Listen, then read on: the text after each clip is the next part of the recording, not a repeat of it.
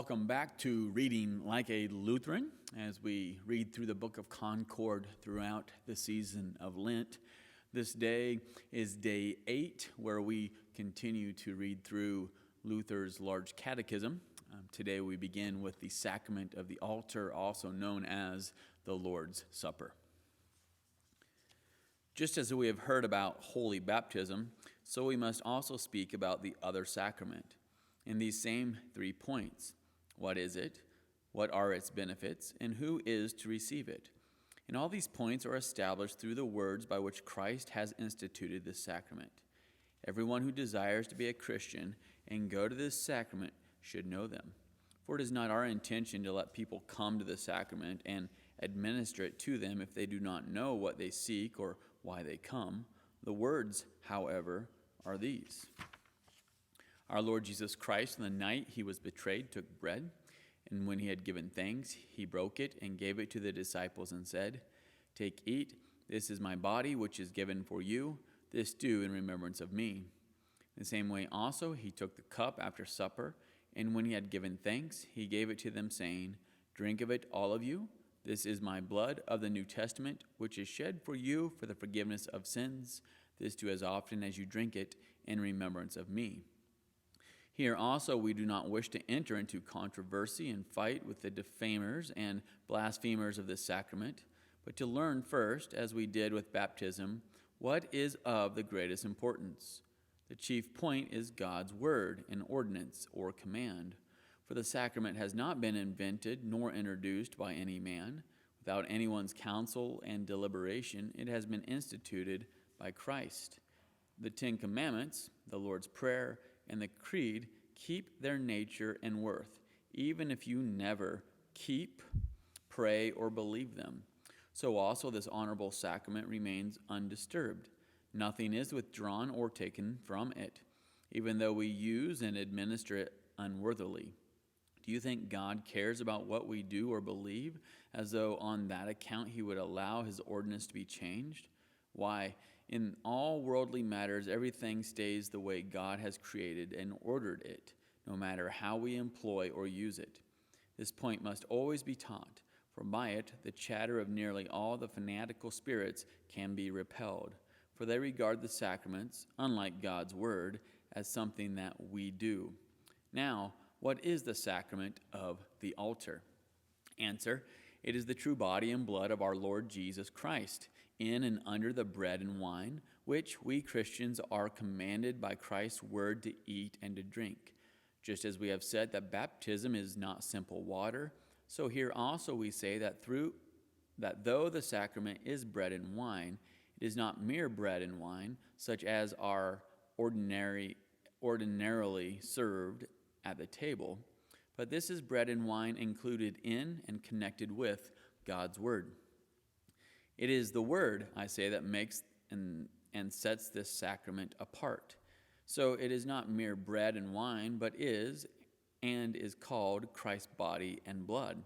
For it is said, when the word is joined to the element or natural substance, it becomes a sacrament. This saying of Augustine is so properly and so well put that he has scarcely said anything better. The word must make a sacrament out of the element, or else it remains a mere element. Now, it is not the word or ordinance of a prince or emperor, but is the word of the grand majesty, at whose feet all creatures should fall and affirm it as he says, and accept it with all reverence, fear, and humility. With this word you can strengthen your conscience and say, if 100,000 devils, together with all fanatics, should rush forward crying, "How can bread and wine be Christ's body and blood?" and such, I know that all spirits and scholars together are not as wise as is the divine majesty in his little finger. Now here stands Christ's word. Take, eat. This is my body. Drink of it, all of you. This is my blood of the New Testament, and so on. Here we stop to watch those who will call themselves his masters and make the matter different from what he has spoken. It is true indeed that if you take away the word or regard the sacrament without the words, you have nothing but mere bread and wine. But if the words remain with them, as they shall and must, then, by virtue of the words, it is truly Christ's body and blood. What Christ's lips say and speak, so it is. He can never lie or deceive. It is easy to reply to all kinds of questions about which people are troubled at the present time, such as this one. Can even a wicked priest serve at the and administer the sacrament? And whatever other questions like this there may be. For here we conclude and say, even though an impostor takes or distributes the sacrament, a person still receives the true sacrament, that is, Christ's true body and blood, just as truly as a person who receives or administers it in the most worthy way. For the sacrament is not founded upon people's holiness, but upon God's word. Just as no saint on earth, indeed, no angel in heaven can make bread and wine be Christ's body and blood, so also no one can change or alter it, even though it is misused. The word by which it became a sacrament and was instituted does not become false because of the person or his belief or his unbelief. For Christ does not say, if you believe or are worthy, you receive my body and blood. No, he says, take, eat, and drink. This is my body and blood. Likewise, he says, do this. What I now do, institute, give, and ask you, take. This is like saying, no matter whether you are worthy or unworthy, you have here his body and blood by virtue of these words that are added to the bread and wine. Note and remember this well, for upon these words rest all our foundation, protection, and defense against all errors and deception that have ever come or may yet come. So we have, in a brief way, covered the first point that deals with the sacrament's essence. Now examine further the effectiveness and benefits that really cause the sacrament to be instituted. This is the most necessary part, so that we may know that we should seek and gain there, what we should seek and gain there. This is plain and clear from the words just mentioned. This is my body and blood, given and shed for you, for the forgiveness of sins. Briefly, that is like saying, for this reason we go to the sacrament. There we receive such a treasure by and in which we gain forgiveness of sins. Why so? Because the words stand here and give us this. Therefore, Christ asked me to eat and drink, so that this treasure may be my own and may benefit me as a sure pledge and token. In fact, it is the very same treasure that is appointed for me against my sins, death, and every disaster. On this account, it is indeed called a food of souls, which nourishes and strengthens the new man. For by baptism we are first born anew. But as we said before, there still remains the old vicious nature of flesh and blood in mankind. There are so many hindrances and temptations of the devil and of the world that we often become weary and faint, and sometimes we also stumble. Therefore, the sacrament is given as a daily pasture and sustenance, that faith may refresh and strengthen itself, so that it will not fall back into such a battle, but become ever stronger and stronger. The new life must be guided so that it continually increases and progresses, but it must suffer much opposition. For the devil is such a furious enemy. When we see that we oppose him and attack the old man, and that he cannot topple us over by force, he prowls and moves about on all sides. He tries every trick and does not stop until he finally wears us out, so that we either renounce our faith or throw up our hands and put up our feet, becoming indifferent or impatient. Now to this purpose, the comfort of the sacrament is given when the heart feels that the burden is becoming too heavy, so that it may gain here new power and refreshment. But here our wise spirits twist themselves about with their great art and wisdom. They cry out and bawl, how can bread and wine forgive sins or strengthen faith? They hear and know that we do not say this about bread and wine, because in itself bread is bread. But we speak about the bread and wine that is Christ's body and blood, and has the words attached to it. That, we say, is truly the treasure, and nothing else, though which such forgiveness is gained. Now, the only way this treasure is passed along and made our very own is in the words given and shed for you. For in the words you have both truths. That it is Christ's body and blood, and that it is yours as a treasure and gift. Now, Christ's body can never be an unfruitful, empty thing that does or profits nothing. Yet no matter how great the treasure is in itself, it must be included in the word and administered to us.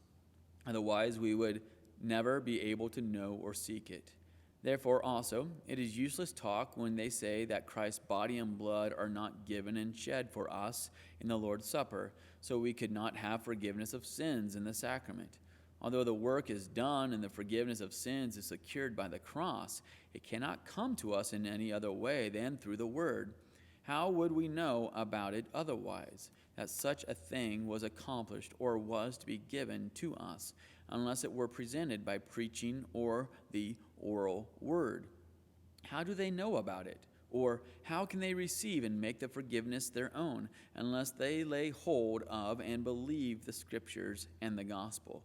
But now the entire gospel and the article of the creed, I believe in the holy Christian church, the forgiveness of sins, and so on, are embodied by the word in this sacrament and presented to us. Why then should we let this treasure be torn from the sacrament, when the fanatics must confess that these are the very words we hear everywhere in the gospel? They cannot say that these words in the sacrament are of no use, just as they dare not say that the entire gospel or God's word, apart from the sacrament, is of no use. So we have covered the entire sacrament, both what it is in itself and what it brings and profits.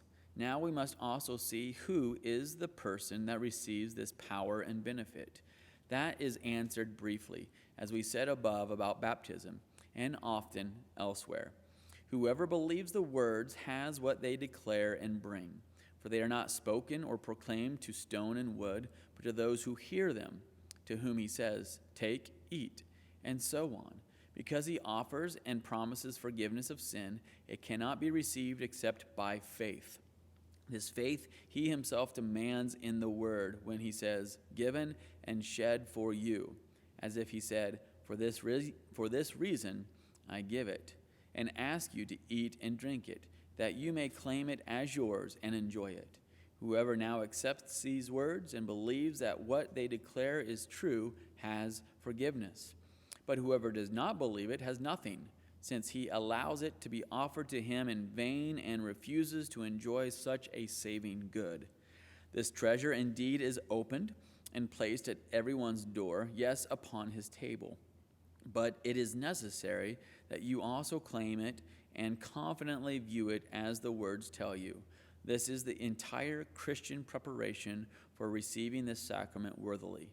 Since this treasure is entirely presented in the words, it cannot be received and made ours in any other way than with the heart. Such a gift and eternal treasure cannot be seized with the fist. Fasting, prayer, and other such things may indeed be outward preparations and discipline for children, so that the body may keep and bring itself modestly and reverently to receive Christ's body and blood. Yet the body cannot seize and make its own what is given in and with the sacrament. This is done by the faith in the heart, which discerns this treasure and desires it. This may be enough for what is necessary as a general instruction about this sacrament. What may be said about it further belongs to another time. In conclusion, since we now have the true understanding and doctrine of the sacrament, there is also need for some admonition and encouragement. Then people may not let such a great treasure, daily administered and distributed among Christians, pass by unnoticed. So those who want to be Christians may prepare to receive this praiseworthy sacrament often. For we see that people seem weary and lazy about receiving the sacrament. A great multitude hears the gospel, yet because the nonsense of the Pope has been abolished and we are freed from his laws and coercion, they go 1, 2, 3 years or even longer without the sacrament. They act as though they were such strong Christians that they have no need of it. Some allow themselves to be hindered and held up by the excuse that we have taught that no one should approach the sacrament except those who feel hunger and thirst, which drive them to it. Some pretend that it is a matter of liberty and not necessary. They pretend that it is enough to believe without it. For the most part, they go so far astray that they become quite brutish and finally despise both the sacrament and God's word. Now, it is true, as we have said, that no one should by any means be forced or compelled to go to the sacrament, lest we institute a new murdering of souls. Nevertheless, it must be known that people who deprive themselves of and withdraw from the sacrament for such a long time are not to be considered Christians. For Christ has not instituted it to be treated as a show. Instead, he has commanded his Christians to eat it, drink it, and remember him by it. Indeed, those who are true Christians and value the sacrament precious and holy will drive and move themselves to go to it. We will present something on this point so that the simple-minded and the weak who also would like to be Christians may be more stirred up to consider the cause and need that ought to move them. In other matters applying to faith, love, and patience, it is not enough to teach and instruct alone. There is also need for daily encouragement. So here also there is need for us to continue to preach so that people may not become weary and disgusted. For we know and feel how the devil always opposes this in every Christian exercise. He drives and deters people from them as much as he can. We have in the first place the clear text in Christ's very words, "Do this in remembrance of me." These are inviting and commanding words by which all who would be Christians are told to partake of this sacrament. Therefore, whoever wants to be Christ's disciples, with whom he here speaks, must also consider and keep this sacrament. They should not act from compulsion, being forced by others, but in obedience to the Lord Jesus Christ, to please him. However, you may say, but the words are added, as often as you drink it. There he compels no one, but leaves it to our free choice. I answer, that is true, yet it is not written so that we should never do so. Yes, since he speaks the words as often as you drink it, it is still implied that we should do it often. This is added because he wants to have the sacrament free. He does not limit it to special times like the Jewish Passover, which they were obliged to eat only once a year. They could only have it on the 14th day of the first full moon in the evening. They still must not change a day. It is as if he would say by these words, I institute a Passover or supper for you. You shall enjoy it not only once a year, just upon this evening, but often, when and where you will, according to everyone's opportunity and necessity, bound to no place or appointed time. But the Pope later perverted this and again made the sacrament into a Jewish feast. So you see, it is not left free in the sense that we may despise it. I call that despising the sacrament if one allows a long time to elapse, with nothing to hinder him, yet never feels a desire for it. If you want such freedom, you may just as well have the freedom to not be a Christian and not have to believe or pray. One is just as much commanded by Christ as the other. But if you want to be a Christian, you must from time to time fulfill and obey this commandment. For this commandment ought always to move you to examine yourself and to think, see what sort of Christian I am. If I were one, I would certainly have some small longing for what my Lord has commanded me to do. Since we act like strangers toward the sacrament, it is easy to see what sort of Christians we were under the papacy.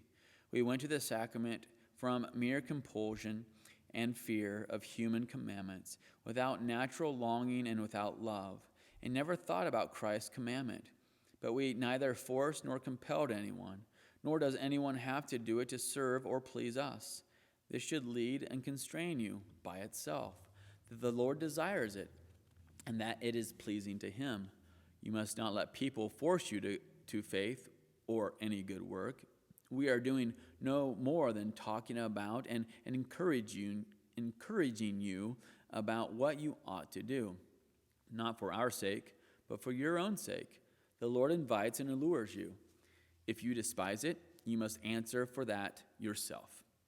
Now, this is to be the first point, especially for those who are cold and indifferent.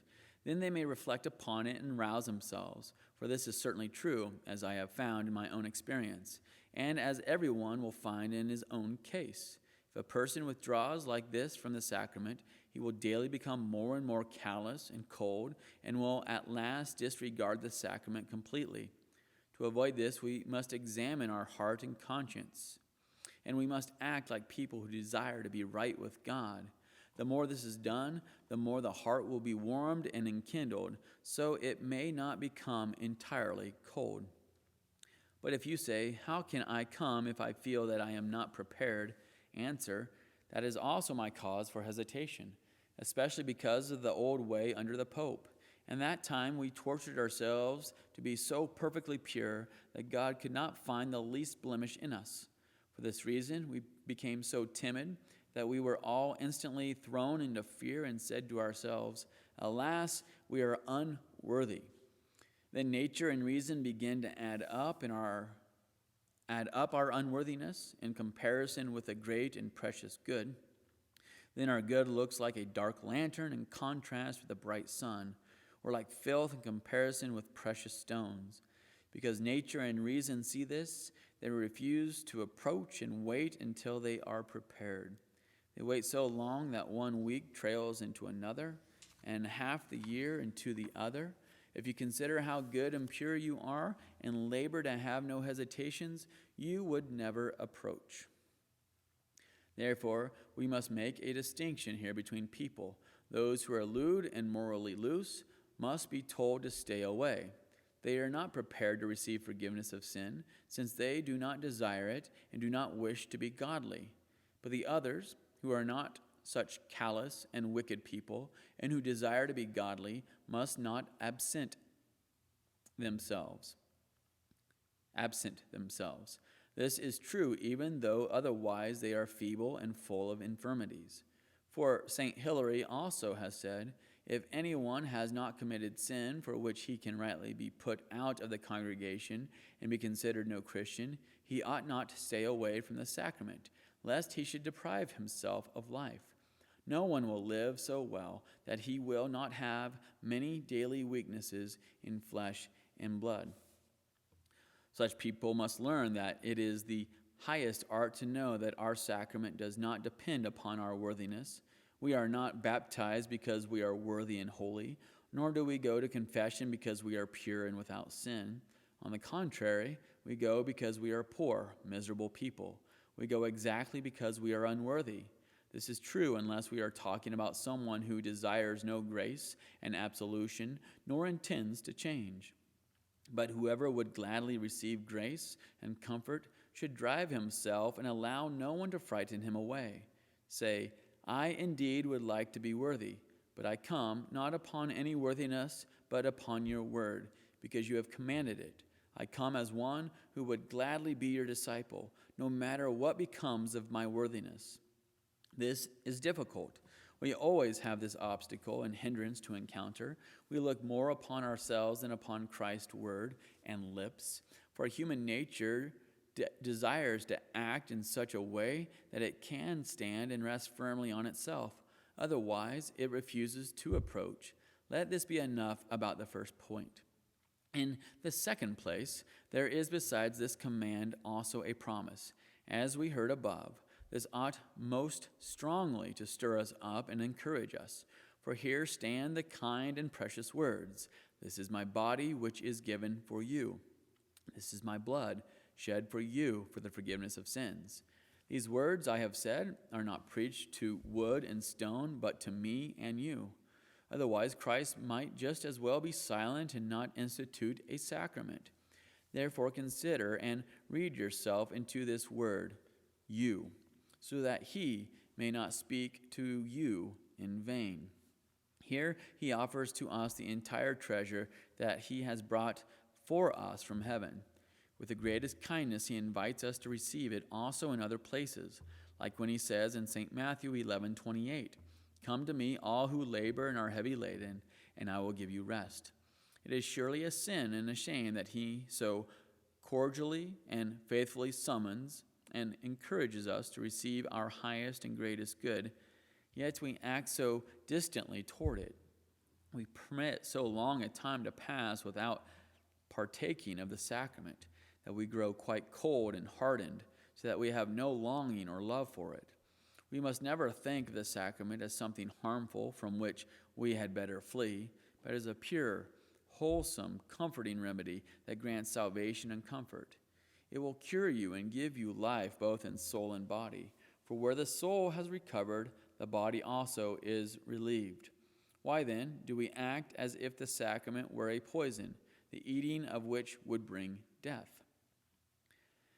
To be sure, it is true that those who despise the sacrament and live in an unchristian way receive it to their hurt and damnation.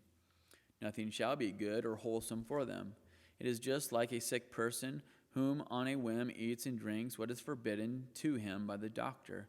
But those who are mindful of their weakness desire to be rid of it and long for help. They should regard and use the sacrament just like a precious antidote against the poison that they have in them. Here in the sacrament, you are to receive from the lips of Christ forgiveness of sin. It contains and brings with it God's grace and the Spirit with all his gifts, protection, shelter, and power against death and the devil and all misfortune. So you have from God both the command and the promise of the Lord Jesus Christ.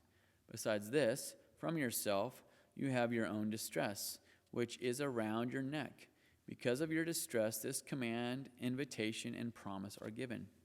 This ought to move you, for Christ himself says, "Those who are well have no need of a physician, but those who are sick." In other words, he means those who are weary and heavy laden with their sins, with the fear of death, temptations of the flesh, and of the devil. If therefore you are heavy laden and feel your weakness, then go joyfully to this sacrament and receive refreshment, comfort, and strength. If you wait until you are rid of such burdens, so that you might come to the sacrament pure and worthy, you must stay away forever. In that case, Christ pronounces sentence and says, "If you are pure and godly, you have no need of me, and I, in turn, no need of you." Therefore, the only people who are called unworthy are those who neither feel their weaknesses nor wish to be considered sinners. But if you say, "What then shall I do if I cannot feel such distress or experience hunger and thirst for the sacrament?" Answer, for those who are of such a mind that they do not realize their condition, I know no better counsel than that they put their hand into their shirt to check whether they have flesh and blood. And if you find what you do, then go for your good. To St. Paul's epistle, the Galatians, hear what sort of fruit your flesh is. Now the works of the flesh are evident: sexual immorality, impurity, sensuality, idolatry, sorcery, enmity, strife, jealousy, fits of anger, rivalries, dissensions, divisions, envy, drunkenness, orgies, and things like these. Therefore, if you cannot discern this, at least believe the Scriptures. They will not lie to you, and they know your flesh better than you yourself. Yes, St. Paul further concludes in Romans 7:18, "I know that nothing good dwells in me, that is, in my flesh." If St. Paul may speak this way about his flesh, we cannot assume to be better or more holy than him. But the fact that we do not feel our weakness just makes things worse. It is a sign that there is a leprous flesh in us that cannot feel anything, and yet the leprosy rages and keeps spreading. As we have said, if you are quite dead to all sensibility, still believe the Scriptures, which pronounce sentence upon you. In short, the less you feel your sins and infirmities, the more reason you have to go to the sacrament to seek help and a remedy. In the second place, look around you. See whether you are also in the world. Or if you do not know it, ask your neighbors about it. If you are in the world, do not think that there will be lack of sins and misery. Just begin to act as though you would be godly and cling to the gospel. See whether no one will become your enemy. And furthermore, do you harm, wrong, and violence, and likewise give you cause for sin and vice? If you have not experienced this, then let the Scriptures tell you about it, which everywhere gives this praise and testimony about the world. Besides this, you will also have the devil about you. You will not entirely tread him underfoot, because our Lord Christ himself could not entirely avoid him. Now, what is the devil? Nothing other than what the Scriptures call him, a liar and a murderer. He is a liar to lead the heart astray from God's word and to blind it, so that you cannot feel your distress or come to Christ. He is a murderer who cannot bear to see you live one single hour. If you could see how many knives, darts, and arrows are every moment aimed at you, you would be glad to come to the sacrament as often as possible. But there is no reason why we walk about so securely and carelessly, except that we neither think nor believe that we are in the flesh and in this wicked world or in the devil's kingdom. Therefore, try this and practice it well. Be sure to examine yourself, or look about you a little, and just keep to the Scriptures. If even then you still feel nothing, you have even more misery to regret, both to God and to your brother. Then take this advice and have others pray for you. Do not stop until the stone is removed from your heart. Then, indeed, the distress will not fail to become clear, and you will find that you have sunk twice as deep as any other poor sinner. You are much more in need of the sacrament against the misery which, unfortunately, you do not see.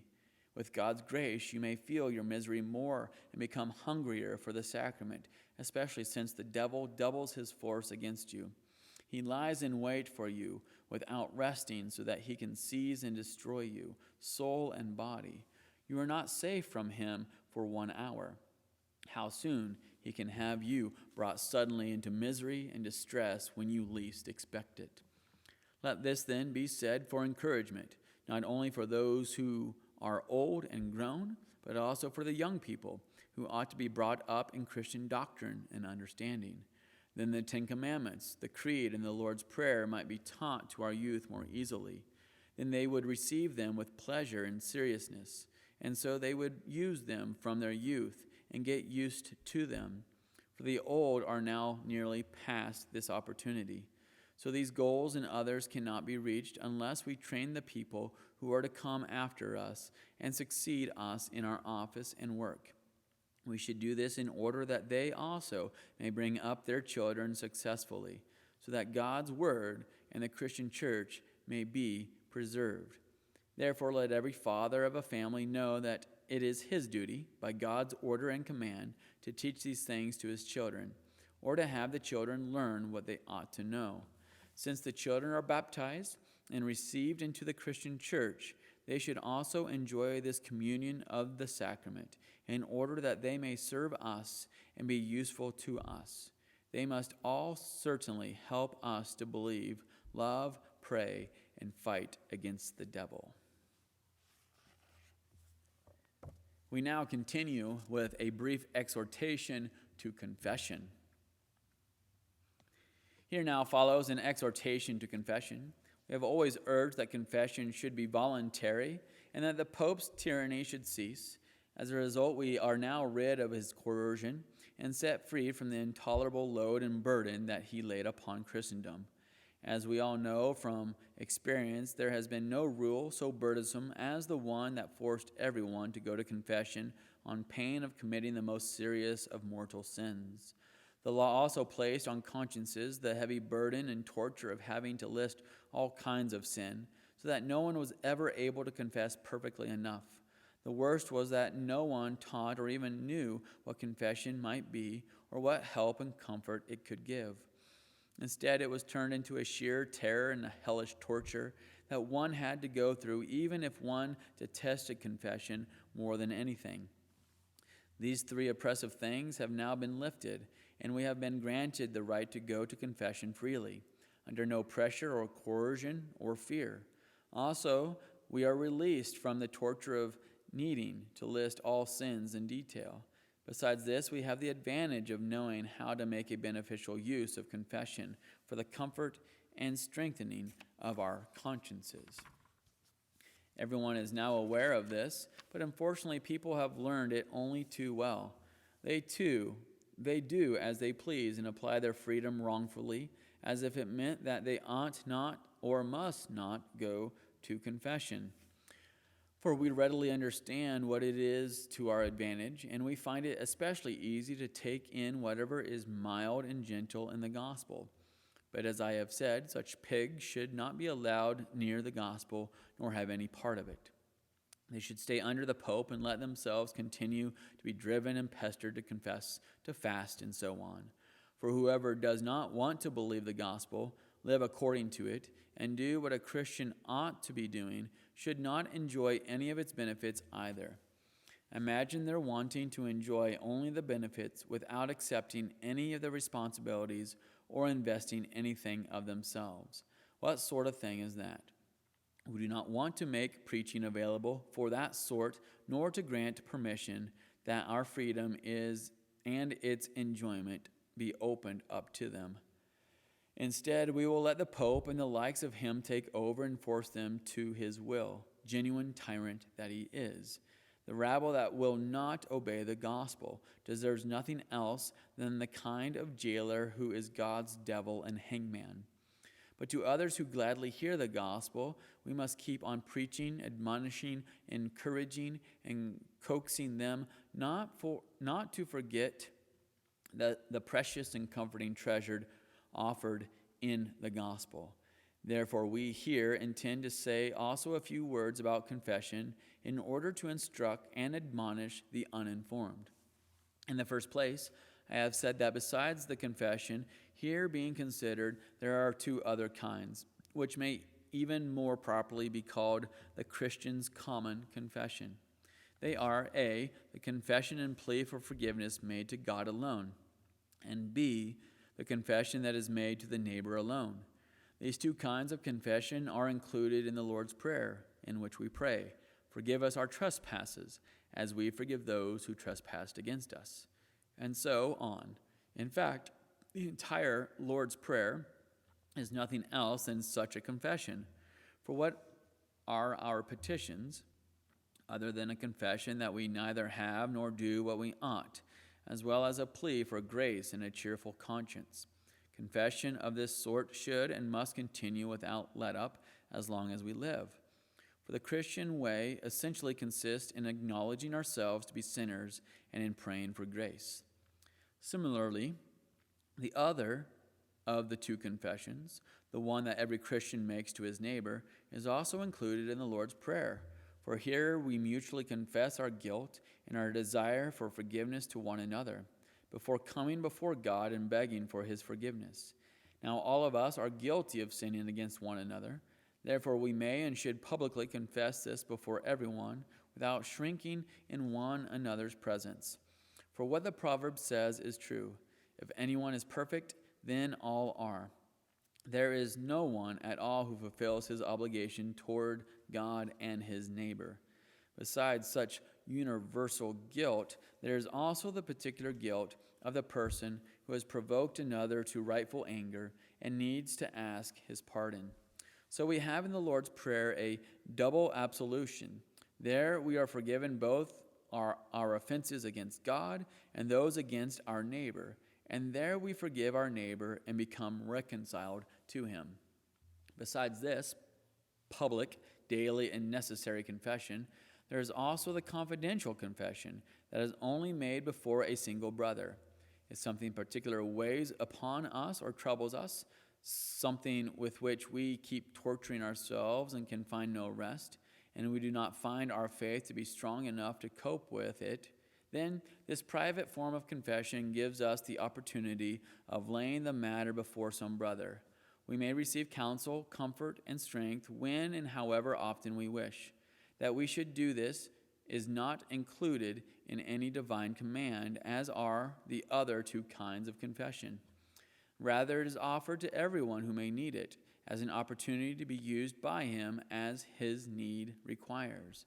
The origin and establishment of private confession lies in the fact that Christ himself placed his absolution into the hands of his Christian people with the command that they should absolve one another of their sins.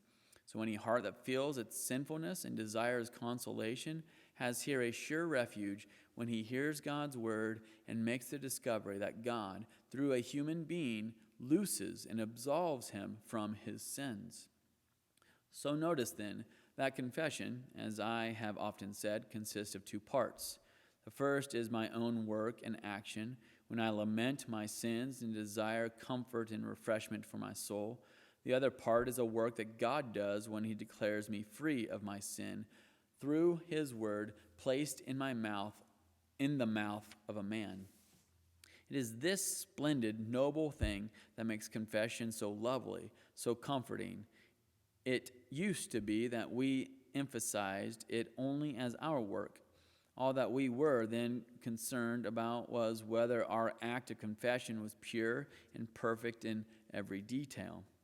We paid no attention to the second and most necessary part of confession, nor did we proclaim it.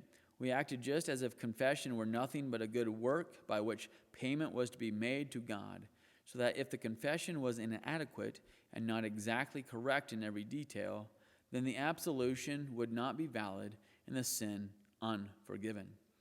By this, the people were driven to the point where everyone had to despair of making so pure a confession, an obvious impossibility, and where no one could feel as at ease in his conscience or have confidence in his absolution. So they not only rendered the precious confession useless to us, but also made it a bitter burden, causing noticeable spiritual harm and ruin. In our view of confession, therefore, we should sharply separate its two parts far from each other.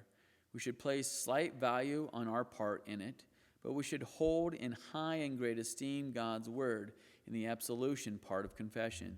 We should not proceed as if we intend to perform and offer him a splendid work, but simply to accept and receive something from him. You dare not come saying how good or bad you are.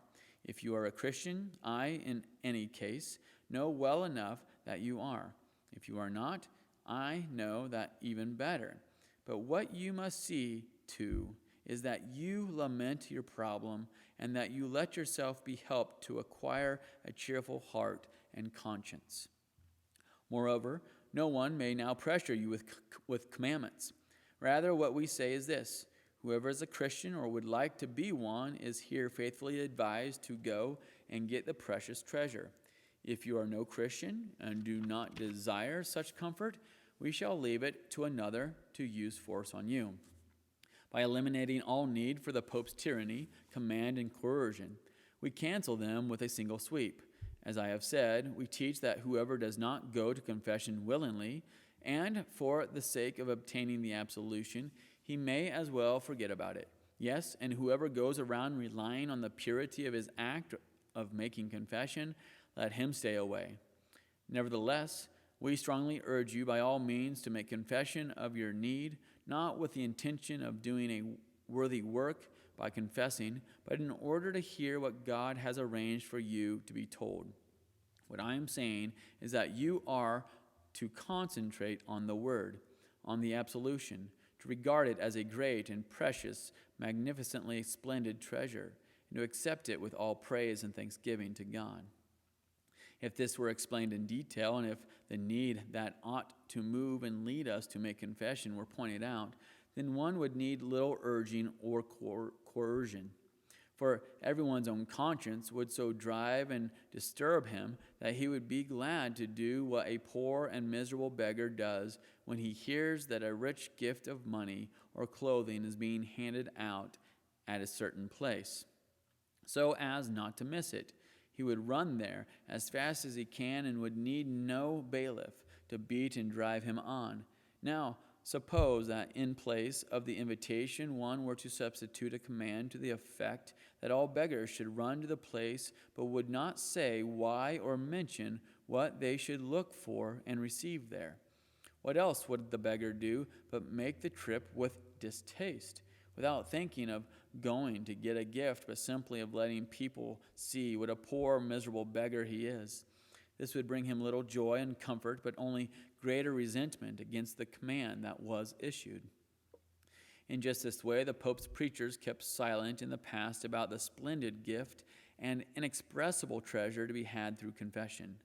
All they did was to drive people in crowds to confession, with no further aim than to let them see what impure, dirty people they were.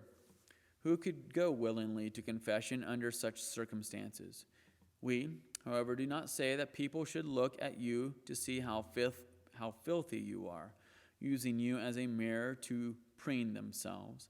Rather, we give this counsel: if you are poor and miserable, then go to confession and make use of its healing medicine. He who feels his misery and need will no doubt develop such a longing for it that he will run toward it with joy. But those who pay no attention to it and do not come of their own accord, we let them go their way. Let them be sure of this, however, that we do not regard them as Christians.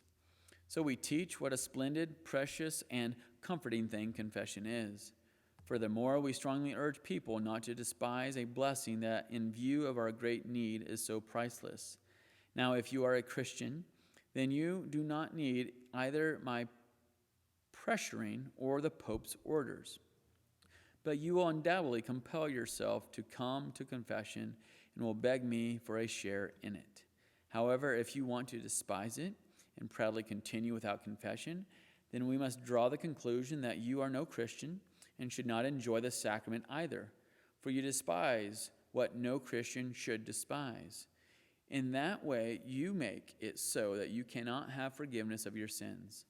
This is a sure sign that you also despise the gospel.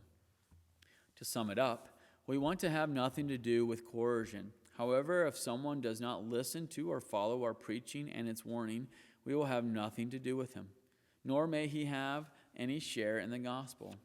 If you were a Christian, then you ought to be happy to run more than 100 miles to confession and not let yourself be urged to come. You should rather come and compel us to give you the opportunity. For in this matter, the compulsion must be the other way around. We must act under orders. You must come into freedom. We pressure no one, but we let ourselves be pressured, just as we let people compel us to preach and to administer the sacrament. When I urge you to go to confession, I am doing nothing else than urging you to be a Christian. If I have brought you to the point of being a Christian, I have thereby also brought you to confession. For those who really desire to be true Christians, to be rid of their sins, and to have a cheerful conscience, already possess the true hunger and thirst. They reach for the bread, just as Psalm 42:1 says of a hunted deer, burning in the heat with thirst. As a deer pants for flowing streams, so pants my soul for you, O God. In other words, as a deer with anxious and trembling eagerness strains toward a fresh flowing stream, so I yearn anxiously and tremblingly for God's word, absolution, the sacrament, and so forth. See, that would be teaching right about confession, and people could be given such a desire and love for it that they would come and run after us for it. More than that we would like. Let the papists plague and torment themselves and others who pass up the treasure and exclude themselves from it. Let us, however, lift up our hands in praise and thanksgiving to God for having graciously brought us to this, our understanding of confession. Here ends this portion of Read Like a Lutheran. We will see you next time.